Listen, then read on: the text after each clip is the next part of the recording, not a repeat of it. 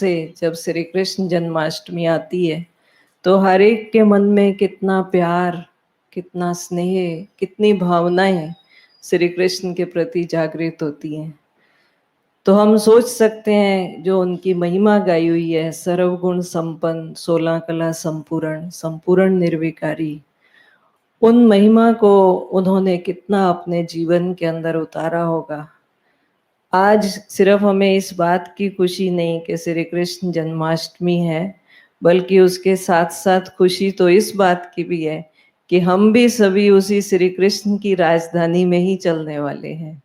तो ऐसी श्री कृष्ण जन्माष्टमी की आप सबको बहुत बहुत मुबारक हो, आपकी भी जन्माष्टमी की मुबारक हो। तो और ऐसे अवसर पर सोने पर सुहागा है कि हमारे बीच में ऐसी धारणाओं को लौकिक संसार में रहते हुए अपने जीवन में लाने वाले हमारे भ्राता जस्टिस वी ऐश्वर्या जी हमारे बीच में हैं। उनका भी हम फूलों के द्वारा स्वागत करते हैं और साथ में श्यामला बहन जी भी पधारी हैं, आपकी लौकिक युगल, उनका भी हम फूलों से स्वागत करेंगे। और साथ साथ वीरेंद्र भाई जी का भी, जो कि जस्टिस वीरेंद्र सिंह यादव जी, आपका भी हम फूलों से स्वागत करते हैं, अभिनंदन करते हैं।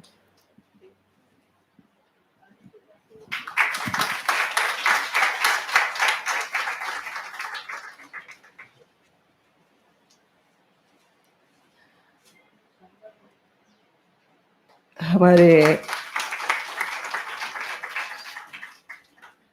आदरणीय भ्राता जस्टिस वी ऐश्वर्या जी को शायद आप में से कौन नहीं जानता होगा, सभी परिचित हैं। फिर भी मैं चाहूंगी, क्योंकि भाई साहब यहाँ भी रहे तो बेहद सेवाओं में भी बिजी रहे, और जितना ही बिजी रहे उतना ही इजी रहे, क्योंकि अभी भी आप आंध्र प्रदेश में higher education regulatory and monitoring commission के चेयरपर्सन हैं, और जब आप यहाँ थे तब भी national commission for backward classes के चेयरपर्सन थे।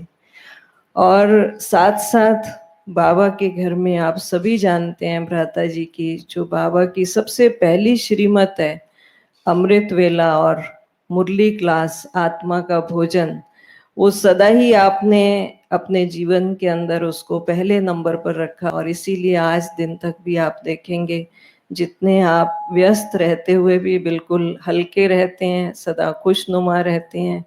और क्योंकि सुबह सुबह पावरफुल डोज लेने से सारा दिन आप पावरफुल भी रहते हैं, दुनिया की कितनी भी बातें आपके सामने आए, कैसी भी परिस्थितियां आए, उनको बहुत ही सहज रीति से हल कर लेते हैं। तो मैं अभी आदरणीय भ्राता जी से अनुरोध करूंगी कि आज की श्री कृष्ण जन्माष्टमी पर अपनी शुभकामनाएं हम सबके समक्ष रखें। आदरणीय भ्राता जी। ओम शांति। जो कल श्री कृष्ण जन्माष्टमी है, आज इन एडवांस पांडा भवन हर चीज में आगे रहता है। अपने आदरणीय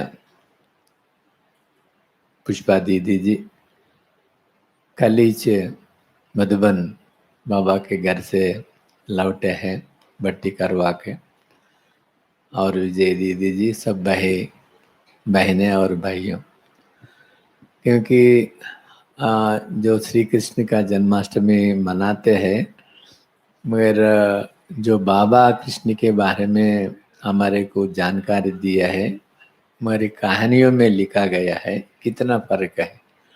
वो कहानियों में लिखा हुआ है, उस कहानी से ही जितना आकर्षण है, तो असली श्री कृष्ण को मालूम हुए तो कितने आकर्षण होना चाहिए।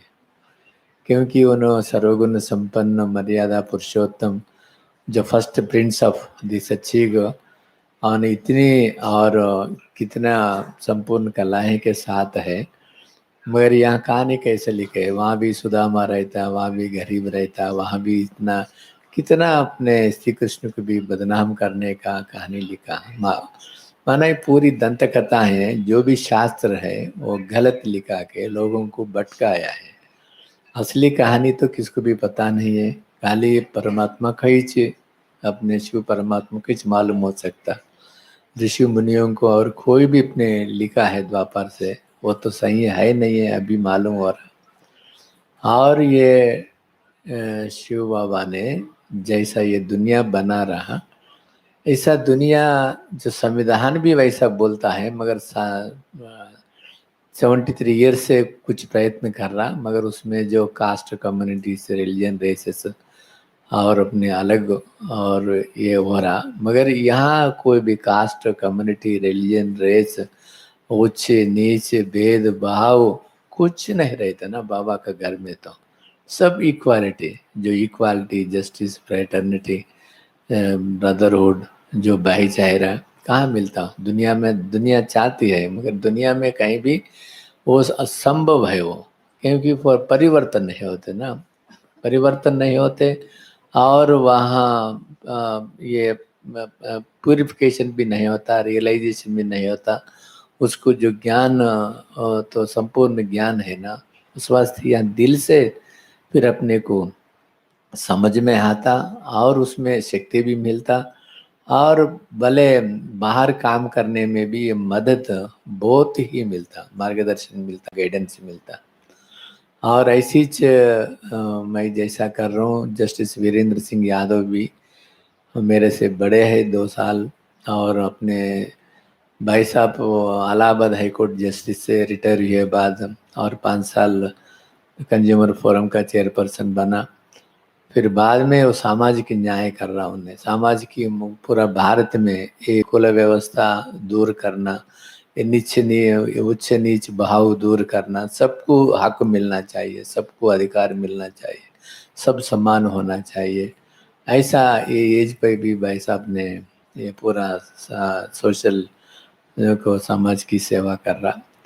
ऐसी उसका काम पे है तो ये हमारे सौभाग्य है आज, क्योंकि पांडव भवन माना फिर हमारे को कभी कभी होता है ये पांडव भवन, फिर कल्प के बाद में ही चाहिए 3 साल दिल्ली में रहना पड़ता, फिर मेरे बाकी में ये होता, फिर उस वास्ते मैं कल्प के बाद फिर 5,000 के बाद में देख रहा हूँ ये चांस कब होता। जी जी जी जी जी जी हाँ।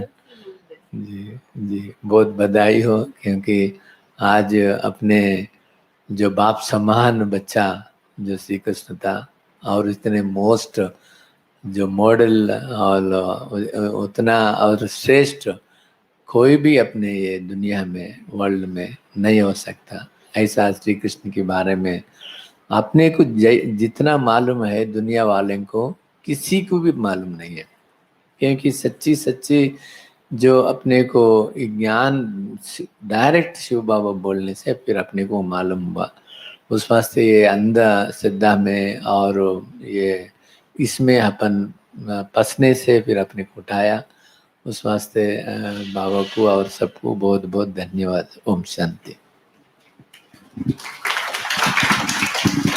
बहुत बहुत धन्यवाद आदरणीय भ्राता जी।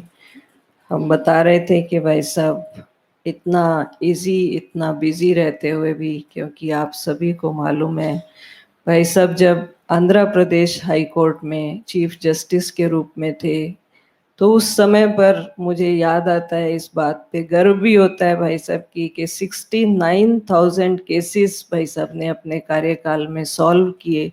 आप सोचिए इतनी ये इजी और बिजी रहने की कमाल है। तो ऐसे ही हमारे भाई साहब बीच में अभी आज जस्टिस भ्राता वीरेंद्र सिंह यादव जी भी हैं, जैसे कि बताया भी भाई साहब ने कि आपसे थोड़ा कार्यकाल में बड़े भी हैं, तो इसलिए हम आज भ्राता जी का भी इस सभा में बहुत करतल ध्वनि के द्वारा फिर से स्वागत करते हैं। आप पहली बार बाबा के घर में यहाँ आए हैं, वैसे आपका सहारनपुर में आप ब्रह्मा कुमारी इसके कनेक्शन में रहे, और साथ साथ जैसे यूपी स्टेट कंज्यूमर कमीशन के आप चेयरपर्सन भी रहे। आप इलाहाबाद हाई कोर्ट में ही आपका कार्यक्रम क्षेत्र रहा। तो अभी हम चाहेंगे कि भाई साहब भी अपनी शुभ कामनाएं भी हमारे सामने रखें, और आपके सपुत्र भी सुप्रीम कोर्ट में एडवोकेट के रूप में अपनी सेवाएं देते हैं।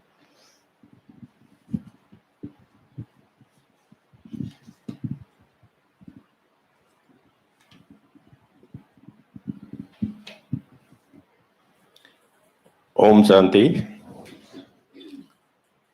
बहनों और भाइयों, मैं आज इस पावन पवित्र स्थल पर आप लोगों के बीच उपस्थित होकर अपने आप को धन्य मानता हूँ कि ऐसे पावन पवित्र स्थल पर हम सभी ईश्वरीय प्रेरणा से अपने जीवन में उन सभी आदर्शों को उतारते हैं, सीखते हैं और अपनी जीवन क्रिया को आगे बढ़ाते हैं, जो हमको लॉर्ड शिवा और ईश्वरीय शक्ति से प्रदान किए गए हैं। मैं प्राकृतिक न्याय का हितैषी हूँ। ईश्वर ने किसको कहाँ जन्म देना है, किस स्थान पर देना है, किस कुल में देना है और किस समय पर देना है, ये सब ईश्वरीय देन है। इसमें व्यक्ति का अपना कोई किसी भी प्रकार का हस्तक्षेप नहीं हो सकता है। इसीलिए ईश्वरीय देन और इस प्रक्रिया से हम लोग गाइडेड होना चाहिए। जो बड़ा है, जो छोटा है। बचपन में हम जब पत्राचार हुआ करते थे तो एक शब्द पढ़ा करते थे कि बड़ों को सम्मान और छोटों को प्यार। आज बदलते युग में ये सब चीज़ें देखने को नहीं मिलती हैं। यह सब लॉ ऑफ नेचर, प्रकृति की देन के विपरीत होता जा रहा है और इसीलिए व्यक्ति से दूर होता चला जा रहा है, रिश्ते से दूर होता चला जा रहा है। छोटे और बड़े का कोई किसी प्रकार का सम्मान या प्यार की भावना जो होनी चाहिए वो नहीं हो रही है। ईश्वरीय शक्ति का सम्मान करते हुए मैं सभी से प्रार्थना करूंगा कि सभी लोग इस ईश्वरीय प्राकृतिक नियम का पालन करते हुए समाज में, अपने परिवार में और पूरे संसार में प्यार और सम्मान की भावना को जागृत करते हुए आगे बढ़ें और बाबा की दिशा निर्देश और उनकी प्रेरणाओं से लाभान्वित होते रहें। धन्यवाद।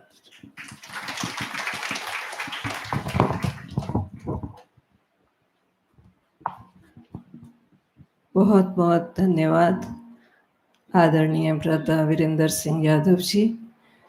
अभी मैं आदरणीय पुष्पा दीदी जी से अनुरोध करूंगी कि आप शुभकामनाओं के साथ साथ हमें कुछ रहस्य भी बताएंगे श्री कृष्ण जन्माष्टमी के। आदरणीय पुष्पा दीदी जी करोल बाग सेवा केंद्र, जो उनसे संबंधित सेवा केंद्रों की आप डायरेक्टर हैं। हमारा जूरिस्ट विंग जो बना हुआ है, जूरिस्ट सेवा प्रभाग, उसके आप वाइस चेयरपर्सन हैं। कहने को बहुत कुछ है लेकिन समय को देखते हुए दीदी अभी शुरू करने जा रहे हैं, उसके पश्चात भोग भी लगेगा। ओम शांति। ओम शांति। सभी को श्री कृष्ण जन्माष्टमी की बहुत बहुत बहुत बधाई हो, बधाई हो, बधाई हो। यह पर्व का नाम ही श्री कृष्ण जन्माष्टमी है। श्री कृष्ण के जन्म का महत्व इसमें दिखाई देता है और इसीलिए भक्तजन उसके जन्म तक व्रत रख के कि रात को 12 बजे श्री कृष्ण का जन्म होगा और उस समय हम अपने व्रत को खोलेंगे और खुशियां मनाते हैं। अब ये कितनी विचारणीय बात है कि उनका जन्म रात को 12 बजे कहा गया, क्योंकि 12 बजे एक दिन पूरा होता है और नया दिन शुरू होता है। और घोर अंधियारी रात का वो समय होता है जब नए दिन का फिर आरंभ होता है, और उस घड़ी को ही श्री कृष्ण के जन्म की वेला समझा गया।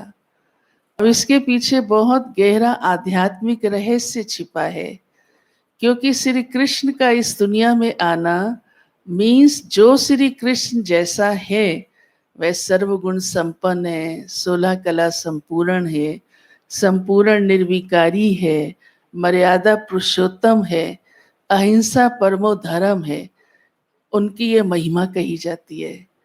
तो ऐसी दुनिया का आरंभ होना, और ऐसी दुनिया का आरंभ होना मीन्स एक नई दुनिया का आरंभ होना, क्योंकि आज ऐसी दुनिया नहीं है। तो उसकी यादगार प्रतीक निशानी दिखा दी कि उसका 12 बजे जन्म होता है, अर्थात नया दिन आरंभ हो जाता है। तो ऐसी ही दुनिया को हम कैसे लाएं, यही वास्तव में हमें श्री कृष्ण के जन्म से प्रेरणा मिलती है कि वही जीवन की हमें धारणाएं बनानी चाहिए जो श्री कृष्ण के जीवन की महिमा है। और उसके लिए ही जब ये कलयुगी रात जो आज चल रही है, ये दुनिया जिसको तमो प्रधान नरक कहा जाता है, दुखमय संसार कहा जाता है, तब इस सृष्टि का मालिक रचयिता इस धरती पर आता है और हमें सत्य ज्ञान का प्रकाश देकर उस नई दुनिया में ले चलने की तैयारी कराता है। मीन्स हमें अपने जीवन को सतो प्रधान बनाने की, श्री कृष्ण के समान सर्वगुण संपन्न बनाने की, संपूर्ण निर्विकारी बनने की ये ईश्वरीय नॉलेज मिलती है, राजयोग का अभ्यास मिलता है। श्री कृष्ण का चित्र सामने देखते ही, हाँ, मूर्ति को देखते ही एक छोटा बच्चा भी फट से पहचान लेता है ये श्री कृष्ण है। किस निशानी से? देवी देवताओं की तो अनेक मूर्तियां मंदिरों में रखी हुई होती हैं, लेकिन श्री कृष्ण के मुकुट में जो मोर पंख दिखाई देता है वो एक अलग निशानी होती है, जो अन्य देवताओं के मुकुट में नहीं दिखाया जाता। ये इस बात का प्रतीक है कि श्री कृष्ण संपूर्ण पवित्र है, और उसका आना मीन्स ऐसी पवित्र दुनिया का आना जहाँ किसी प्रकार का कोई विकार नहीं होगा। और मोर को क्योंकि पवित्र पक्षी माना जाता है, आप सब जानते हैं, इसीलिए उसे नेशनल बर्ड कहते हैं, क्योंकि वो पवित्रता का प्रतीक है। इसका मैं विस्तार तो अभी नहीं कर पाऊंगी। तो पवित्रता की निशानी मोर पंखी उसके मुकुट में दी जाती है, और देखते ही उसकी मुरली, बांसुरी, हाँ, और गेंद और उसका श्रृंगार, ये सब इस बात का प्रतीक है कि श्री कृष्ण का जीवन कितना सुंदर और कितना खुशनुमा होगा। मुरली बजाना ही एक खुशनुमा जीवन की निशानी है, गेंद खेलना भी एक खुशनुमा जीवन की निशानी है, और वो खुशनुमा जीवन बनता है ज्ञान रूपी रत्नों की मुरली, वाणी जिसको कहें, वह जब जीवन में आती है।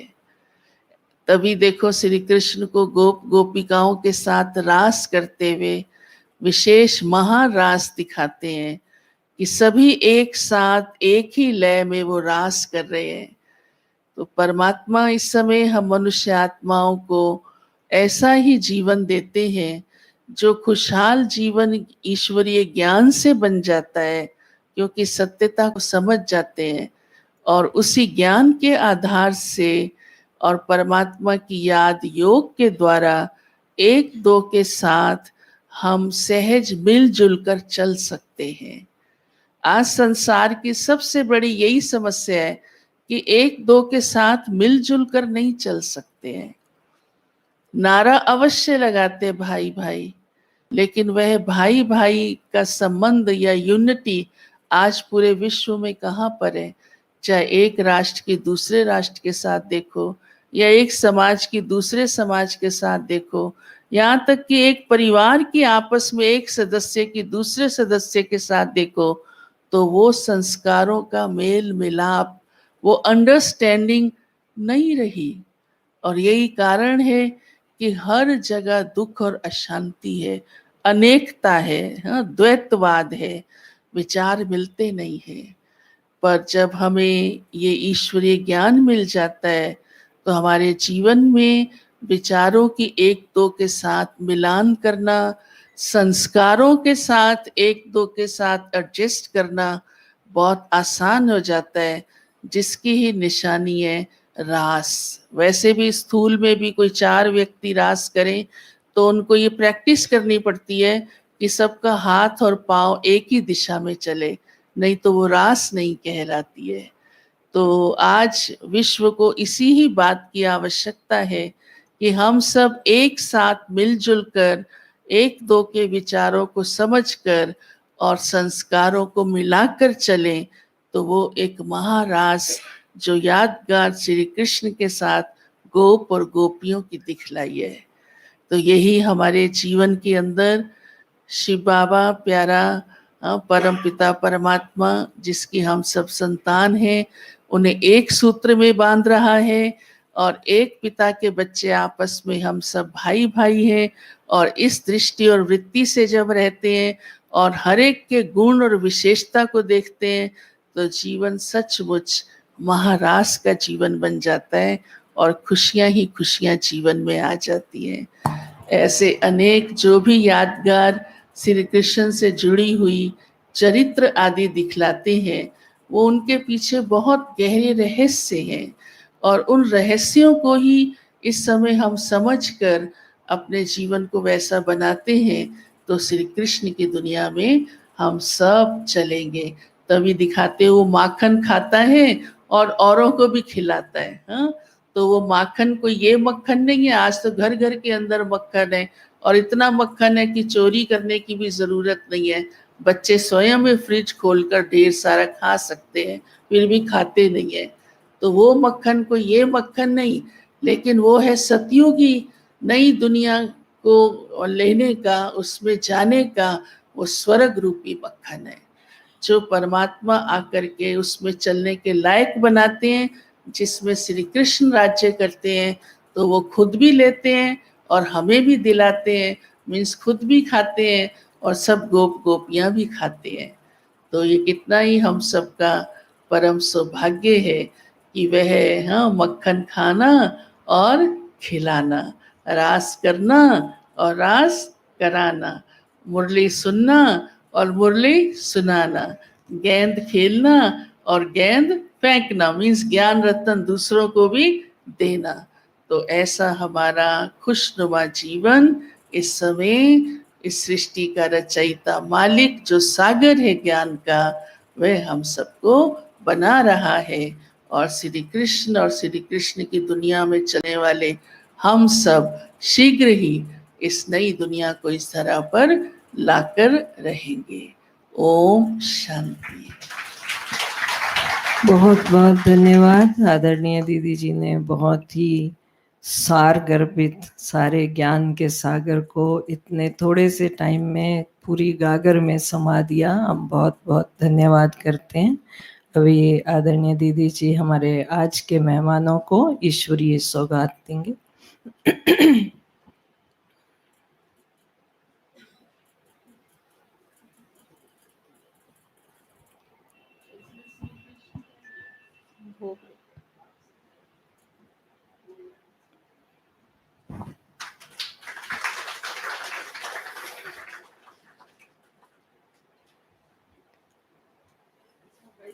अभी इसके पश्चात श्री कृष्ण का चित्र आदरणीय दीदी जी भेंट कर रहे हैं। कृष्ण जन्माष्टमी है और अभी इसके पश्चात भोग लगेगा। नहीं,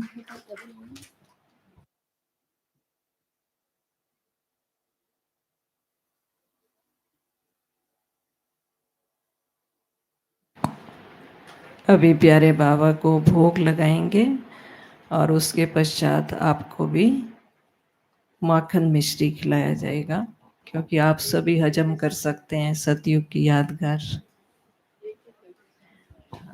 एक एक करके जैसे आप हमेशा की तरह आते हैं, दृष्टि लेते हुए टेबल से एप्पल का पीस लेंगे, मक्खन मिश्री खाएंगे, बाहर जा कर के भोग स्वीकार करेंगे।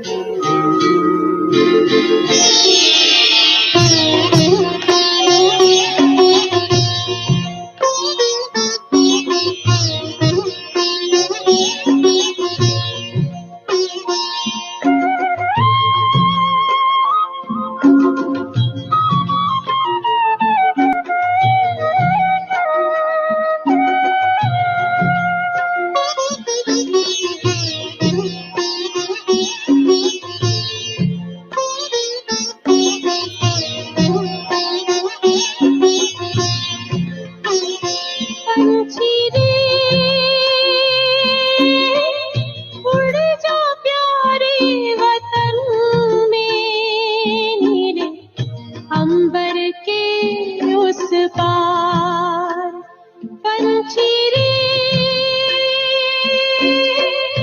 उड़ जा प्यारे वतन में, नीले अंबर के उस पार बड़े प्यार से भरे भाव से, बड़े प्यार से भरे भाव से जा बाबा के अंतर द्वार, उड़ जा प्यारे वतन में, नीले अंबर के उस पार पंछी रे।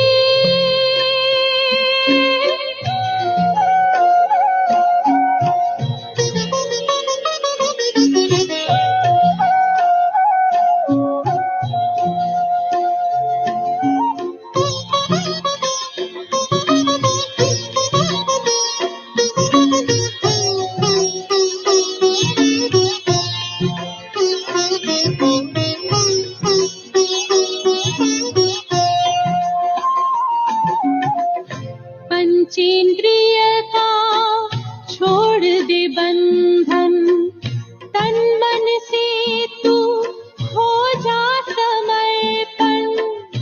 पंचेंद्रिय का छोड़ दे बंधन, तन मन से तू हो जा समर्पण। दिव्य ज्योतिर्मय देह धारण कर बाबा के पास जा हो के मगन। प्रेम की डोर में मोती पिरो के, प्रेम की डोर में मोती पिरो के कर ले सच्चा श्रृंगार, उड़ जा प्यारे वतन में, नीले अंबर के उस पार, नीले अंबर के उस पार पंछी रे।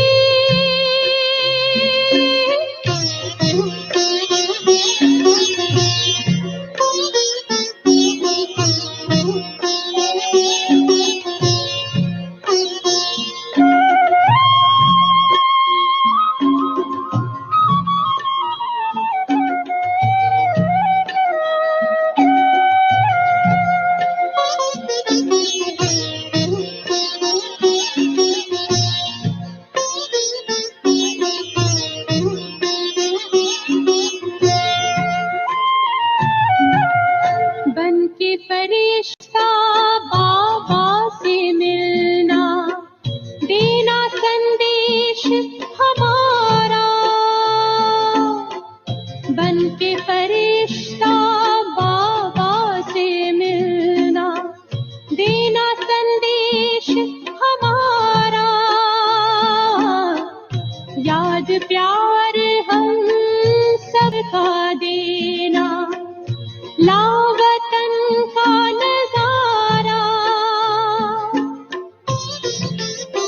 सच्ची लगन से बन जा बाबा के, सच्ची लगन से बन जा बाबा के। तू गले को हार,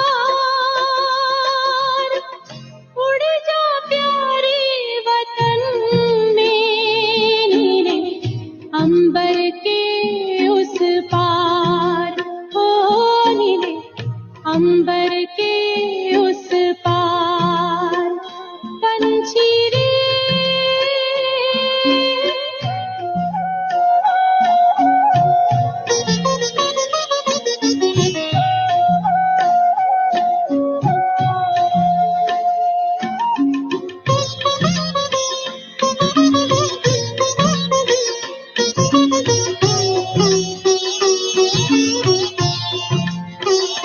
Thank you.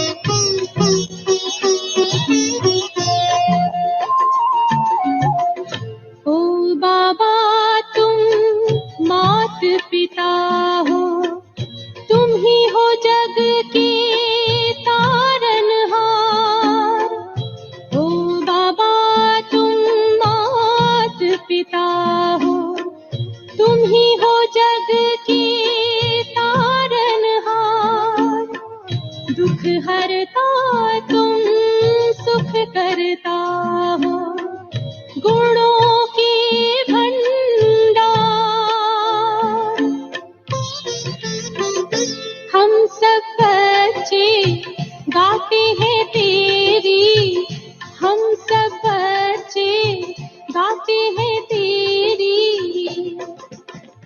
महिमा अपरंपार। उड़ जा प्यारे वतन में, नीले अंबर के उस पार, नीले अंबर के उस पार। पंछी रे उड़ जा प्यारे वतन में, नीले अंबर के उस पार, नीले अंबर के उस पार, ओ नीले अंबर के उस पार, नीले अंबर के।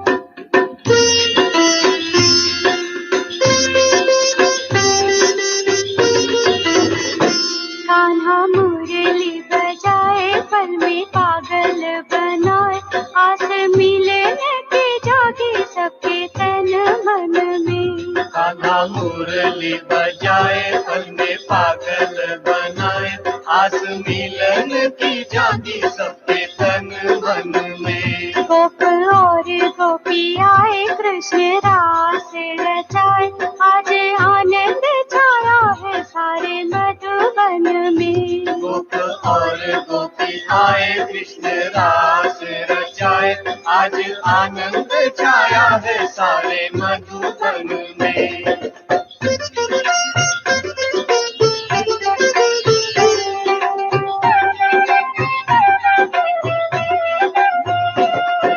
झांझ मृदंग मंजीरा बाजे, गोरी गोपी झूमे।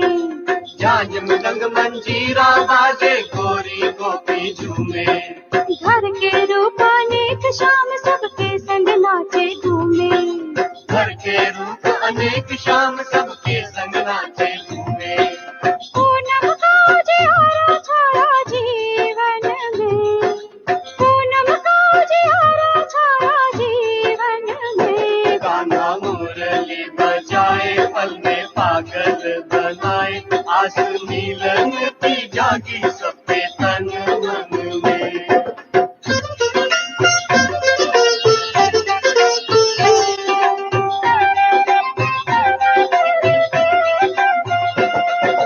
रासेश्वर है परमात्मा जो बसे पार अंबर के।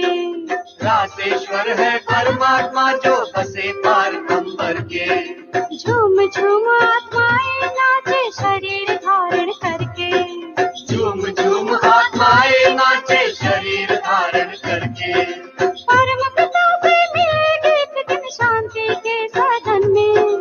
परम पिता से मिलेगी एक दिन शांति के सदन में। कान्हा मुरली बजाए, पल में पागल बनाए, आस मिलन की जागी सबके तन मन में।